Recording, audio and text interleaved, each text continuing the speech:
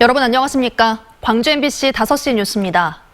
전두환 씨의 사자 명예훼손 재판이 광주지방법원에서 열렸지만 전 씨는 오늘도 재판에 나오지 않았습니다. 재판에 앞서 취재진을 만난 정주교 변호사는 전두환 씨의 재판 출석은 의무사항이 아니고 스스로 방어권을 포기한 것이라고 말했습니다.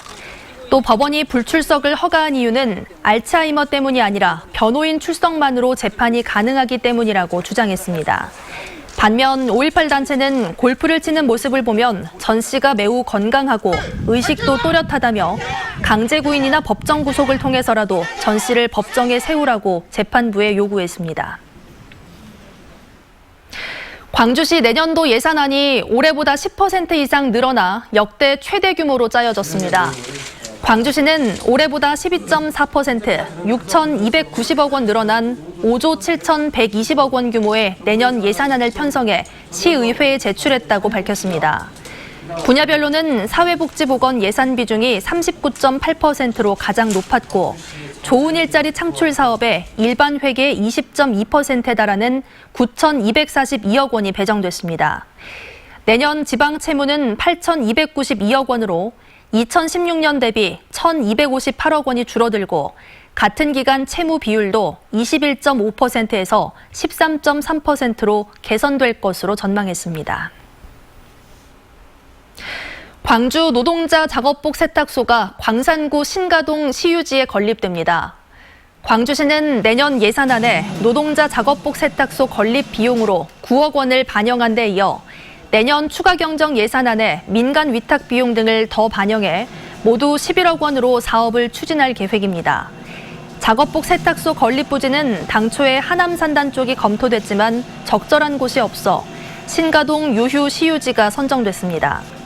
광주시는 공유재산 심의와 민간 위탁업자 선정 등의 과정을 거쳐 내년 상반기 안에 작업복 세탁소를 개소할 예정입니다. 오늘 새벽 3시 40분쯤 장성군 남면 호남고속도로 북광산 나들목에서 42살 박모 씨가 몰던 25톤 화물차에서 차량용 배터리 1000여 개가 쏟아져 5시간 동안 통행에 차질을 빚었습니다. 이 사고로 인명피해는 없었지만 배터리에 들어있던 소량의 황산이 유출돼 당국이 유해성을 검증하고 이를 제거하는 등 현장을 수습했습니다. 경찰은 회전 구간을 달리던 화물차가 무게중심을 잃어 사고가 난 것으로 보고 과정 여부 등 정확한 경위를 조사하고 있습니다. 오늘 새벽 5시 20분쯤 광주시 북구 오치동의 한 교회 사택에서 불이 나 2천여만 원의 재산 피해를 내고 10분 만에 꺼졌습니다. 불이 났을 당시 집 안에 있던 목사 52살 차모 씨 등 3명은 화재 경보음을 듣고 대피해 인명피해는 없었습니다.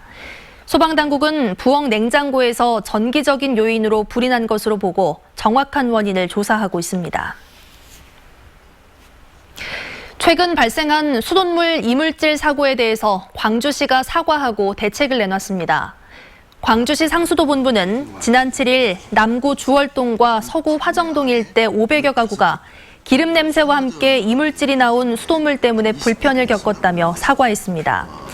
상수도 본부는 현재 수돗물은 안정화된 상태라며 사고 원인은 대남대로 일대에서 진행되고 있는 하수관거 공사의 진동이 오래된 상수도관에 영향을 주면서 발생한 것으로 추정된다고 밝혔습니다.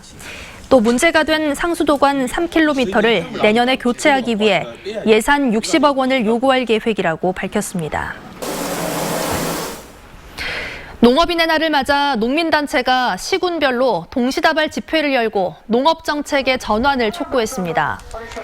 농민회는 트랙터 등 농기계의 현수막 등을 걸고 WTO 개도국 지위 포기 방침 철회와 쌀 목표 가격 폐지 반대 등을 주장하며 시위를 벌였습니다.